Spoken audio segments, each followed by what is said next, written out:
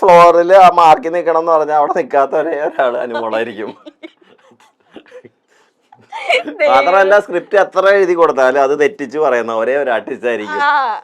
ഇപ്പൊ ഞാൻ അടുത്തപ്പോ ഒരു ഇത് ഉണ്ടായിരുന്നു, അനുമോളിപ്പോ ഏതോ ഒരു പോകുന്നതിന് മുമ്പ് ഒരു റീൽ ചെയ്തിട്ടുണ്ടായിരുന്നു, എന്തമ്മേ ചുണ്ടത്ത് എന്ന് പറഞ്ഞിട്ടൊരു റീല്.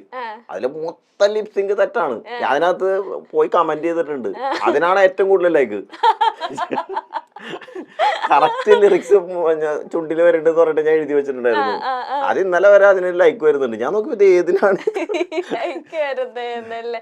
അതല്ലേ അനുമോൾ അവിടെ സ്റ്റാർ മാജിക്കിലും ഭയങ്കര പാട്ടിന്റെ ഒക്കെ വരുമ്പോഴത്തേനും ഇഷ്ടമുള്ള പാട്ടുകൾ പാടുന്നു. ഇഷ്ടമുള്ള പാട്ടല്ല, നമ്മള് ബാക്കിൽ പ്ലേ ചെയ്യുമ്പോ അനുമോളുടെ വായിൽ വരുന്ന ലിറിക്സ് വേറെ ആയിരിക്കും.